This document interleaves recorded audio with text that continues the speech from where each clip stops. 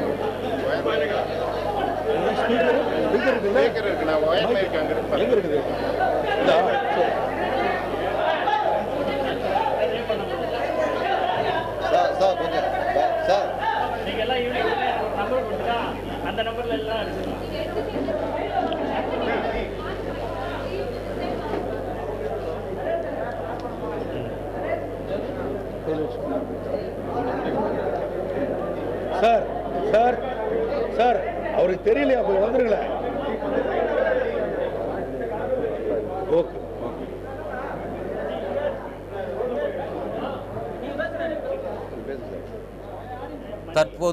தற்போது தேமுதிகவிலிருந்து நீக்கப்பட்ட எம்எல்ஏ சந்திரகுமார் தலைமையில் சென்னையில் அந்த கட்சியிலிருந்து நீக்கப்பட்ட எம்எல்ஏக்கள் எஸ்ஆர் பார்த்திபன், CH சேகர் உள்ளிட்ட 10 நிர்வாகிகள் செய்தியாளர்களை சந்தித்து வருகின்றனர். அதன் நேரலையை பார்க்கிறோம்.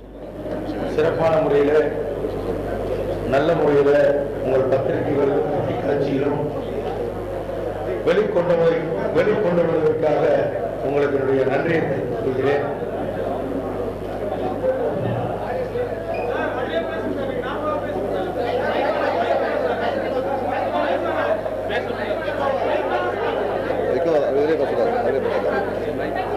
கேக்குமா சார்? இதுல கேக்குதுல்ல?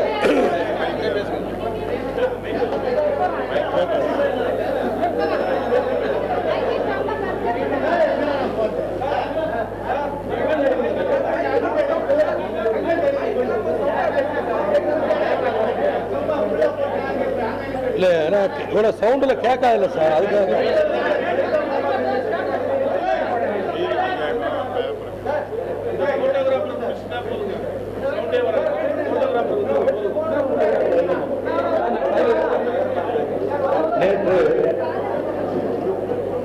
நேற்றுதான்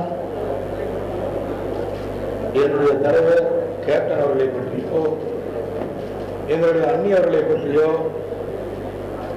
எந்த இடத்திலும் தவறாகவோ மரியாதை குறைவாகவோ நடந்து கொள்ளவில்லை. முழுக்க எங்களுடைய கருத்துக்கள் என்று சொன்னால், எங்கள் என்று சொன்னால் நான் மட்டுமல்ல, இங்கே இருப்பவர்கள் மட்டுமல்ல, ஒட்டுமொத்த தமிழகத்திலே இருக்கின்ற நிர்வாகிகள் தொண்டர்களுடைய கருத்தை தான் எங்களுடைய கருத்துக்களாக நாங்கள் வெளிப்படுத்தினோம். ஆனால் இந்த கருத்துக்களை வெளிப்படுத்தியமைக்காக அது குறித்து எந்தவித விளக்கமும் கேட்காமல், குறிப்பாக ஒரு ஷோகாஸ் நோட்டீஸ் கூட எங்களுக்கு கொடுக்காமல்,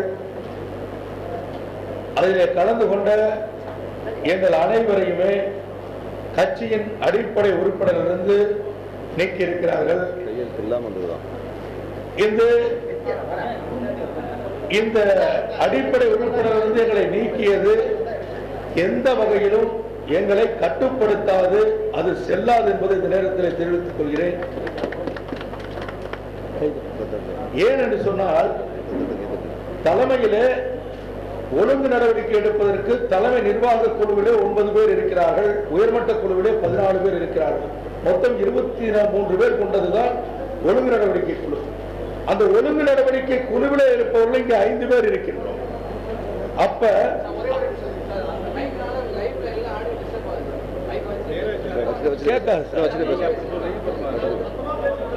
இந்த ஒழுங்கு நடவடிக்கை குழுவிலே 23 பேர் இருக்கிறார்கள்.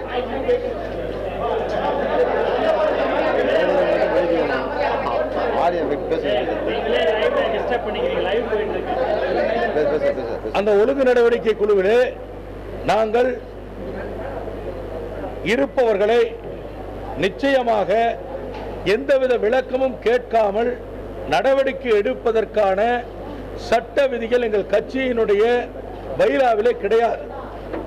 ஏனென்று சொன்னால் தலைவருக்கு அதிகாரம் கொடுக்கப்பட்டிருக்கிறது.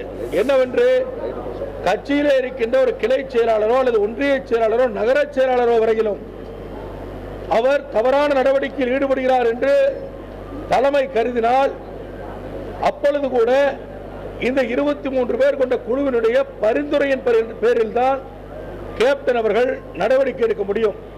ஆனால் இந்த அடிப்படை விதிகள் எதையுமே பின்பற்றாமல் ஒட்டுமொத்தமாக எங்களை திமுகவோடு கூட்டணி வைக்க வேண்டும் என்று சொன்ன ஒரே ஒரு காரணத்திற்காக எங்களை கட்சியினுடைய அடிப்படை உறுப்பினரிலிருந்து நீக்கி இருப்பதை நாங்கள் ஏற்றுக்கொள்ள முடியாது என்பதை மீண்டும் தெரிவித்துக் கொள்கிறேன். அதேபோல நாங்கள் நேற்று கூட எங்களை கண்டித்து தலைமை கழகத்திலே சட்டமன்ற உறுப்பினர்களையும் மாவட்ட செயலாளரும் வரவழைத்து பேட்டியளிக்க சொல்லி இருக்கிறார்கள். நான் பெயரை குறிப்பிட விரும்பவில்லை. அதிலே பலரும் என்னிடத்தில் தொலைபேசியில் தொடர்பு கொண்டு இது போன்று உங்களை சொல்ல சொல்கிறார்கள். எங்களுடைய கருத்தை தான் நீங்கள் வெளியிட்டீர்கள், அதற்காக எங்களை தவறாக நினைக்க வேண்டாம், உங்களை போன்று இதை பேசுவதற்கு எங்களுக்கு தைரியம் இல்லை, அதனால் உங்களிடத்தில் நாங்கள் சொல்லி இருந்தோம் என்று சொல்லியிருக்கிறார்கள். நான் இந்த பத்திரிகையாளர் சந்திப்பில் கேட்கிறேன், உங்களிடத்திலே தலைமையிலே கேப்டனிடத்திலே எத்தனை மாவட்ட செயலாளர்கள் இன்றைக்கு நான் தேர்தலிலே போட்டியிட விரும்பவில்லை, இந்த கூட்டணியிலே போட்டியிட்டால் என்னுடைய குடும்பம் நடுத்தெருவிற்கு வந்துவிடும் என்று சொல்லி கட்டிய பணத்தை திரும்ப பெற்றிருப்பது உண்மையா இல்லையா? எத்தனை சட்டமன்ற உறுப்பினர்கள் நான் மீண்டும் போட்டியிடவில்லை என்று சொல்லி நான் செலுத்திய பணத்தை திரும்ப பெற்றிருக்கிறார்களா இல்லையா? இன்னும் மாவட்ட அளவிலே முக்கிய பொறுப்பிலே இருப்பவர்கள் எத்தனை பேர் இன்றைக்கு உங்களிடத்திலே போட்டியிட விரும்பவில்லை என்று சொல்லி இருக்கிறார்கள்? இதை மாநில நிர்வாகிகள் எத்தனை பேர் சொல்லி இருக்கிறார்கள், ஒதுங்கி இருக்கிறார்கள்? இதைத்தானே நான் சொன்னேன். அப்பாவி தொண்டர்கள் 1-2 பேரை பிடித்து வைத்துக் கொண்டு அவர்களை கொண்டு வந்து வேட்பாளராக நிறுத்துவதற்கு முயற்சி செய்கிறீர்களே, பலிகடாவாக்குகிறீர்களே, இது நியாயமா என்பதுதான் என்னுடைய கேள்வி.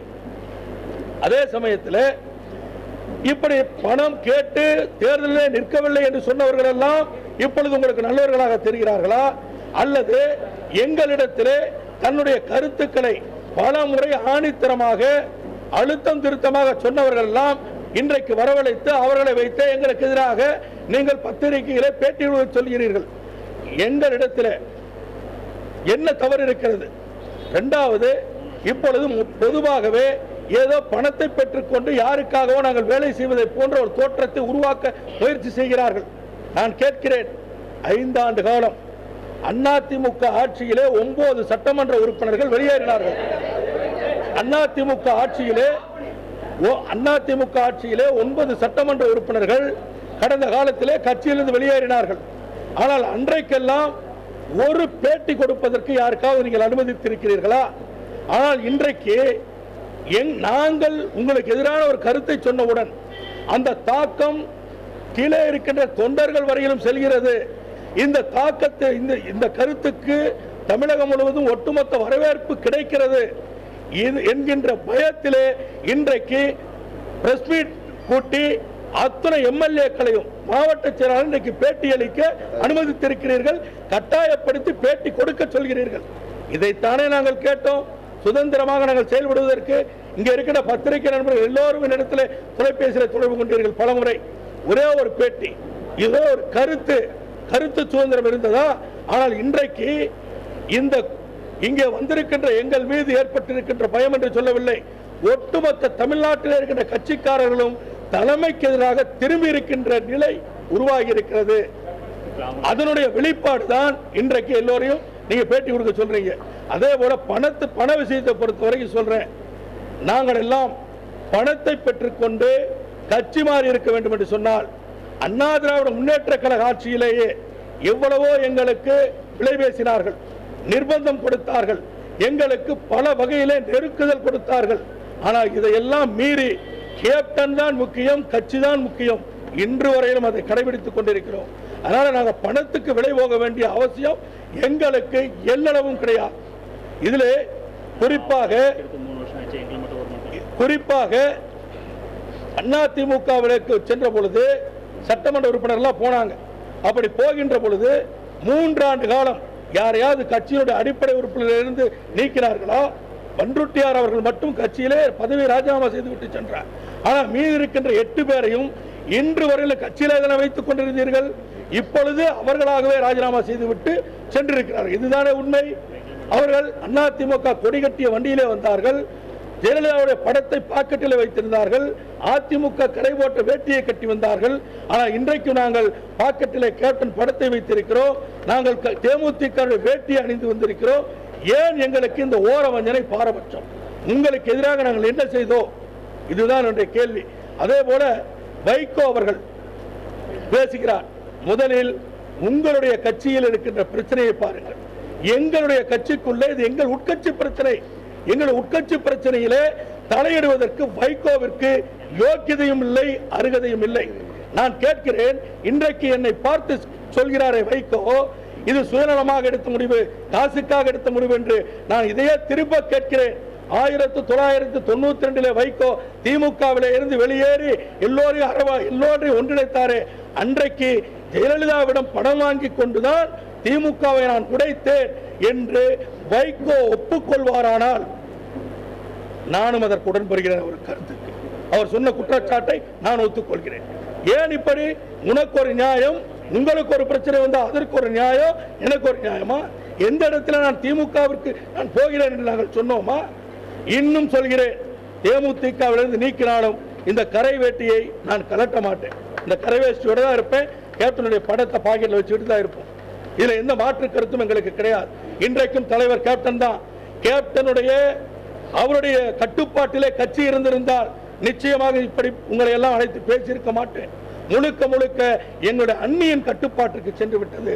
அவர்கள் தான் இன்றைக்கு இந்த கூட்டணிக்கு மிக மிக முக்கிய காரணமாக தனியாக சென்று வைகோ அவர்களை சந்தித்து அவர்களோடு பேசிதான் தலைவருக்கு பிடிக்காத இந்த கூட்டணியை உருவாக்கியது.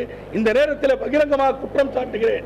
தலைவருக்கு பிடிக்காத, தலைமையில் இருக்கிற நிர்வாகிகளுக்கு பிடிக்காத, தொண்டர்களுக்கு பிடிக்காத இந்த கூட்டணியை உருவாக்கியது எங்களுடைய மரியாதைக்குரிய அண்ணி. அவர்களால் தான் இன்றைக்கு இந்த இயக்கம் அதல பாதாளத்திற்கு சென்று கொண்டிருக்கிறது. இந்த இயக்கம் தமிழகம் முழுவதும் ஒரு மிகப்பெரிய அச்சத்தோடும் மிகப்பெரிய ஒரு தோல்வி அடையக்கூடிய சூழ்நிலையும் இருக்கிறது. இன்றைக்கு சவால் விட்டு சொல்கிறேன், இந்த கூட்டணியோடு இணைந்திருக்கின்றார் கேப்டன் அவர்கள் 10,000 வாக்குகளுக்கு மேலே ஒரு தொகுதியிலே பெற முடியாது. இதுதான் இன்றைக்கு இருக்கின்ற உண்மையான நிலை. இதைத்தான் நாங்கள் சொல்கிறோம். 10,000 வாக்குகள் பெறுவதற்கு ஒவ்வொரு வேட்பாளரும் 25 லட்சம் ரூபாய் செலவழிக்க வைக்கிறீர்களே. நான் கேட்பது, உங்கள் வீட்டு பிள்ளையாக இருந்தால் இப்படி அவர்களை பலி கொடுப்பீர்களா? அதற்கு மட்டும் அவர்கள் பதில் சொல்லட்டும்.